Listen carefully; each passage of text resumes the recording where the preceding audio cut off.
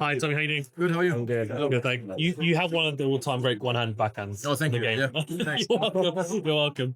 I just wanted to ask: are you a little bit sad about it dying out a little bit on tour?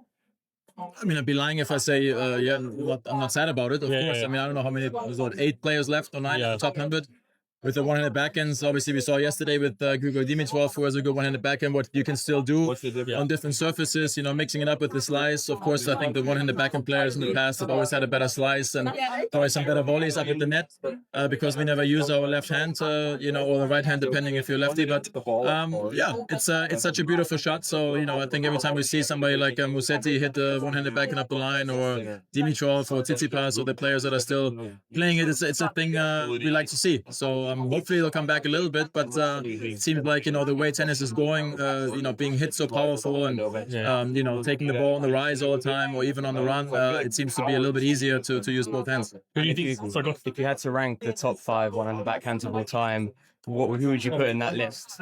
There's a lot of them that are nice. I mean, I don't know. We can go back in history too. Of course, I mean, I always like Ivan Lendel's one-handed backhand back in the day. It was a thing of beauty. Of course, even Boris Becker's, one of my idols growing up. I mean, his backhand return and slice was quite nice. But of course, you got to go with some of the, like Richard Gasquet has a beautiful one-hander. Stan Wawrinka, Pablo Cuevas. Obviously, Roger has a good one. Gustavo Kuerten, a beautiful one too.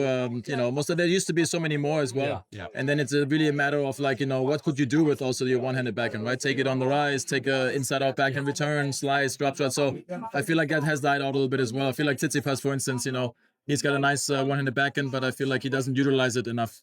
Would you give him any tips? Would you give him advice on how to get the best out of that? If you would ask, I probably would change a few things up, or just at least add to the one-hander, right? I think you feel like you're watching the top players in the world right now. They can adjust to certain things and hit different shots when they need to, and also to surprise your opponents all the time. So you're not sure what is coming. But if I was to play Tsitsipas, I would feel like he can't really hurt me with the backhand side. Kind of like what Roger and Nadal sort of had in the rivalry, where Nadal would say for the longest time, if I go to the backhand up high, I'm not going to get injured that way. But Roger did something about that, and I feel like Tsitsipas is at that point in his career where he needs to start changing it up and maybe get some advice from Roger actually in that too. Yeah. Who do you think's got the most technically sound backhand, one-handed backhand on tour right now? Do you think? Right now, I think Musetti is probably up there for the one-hander.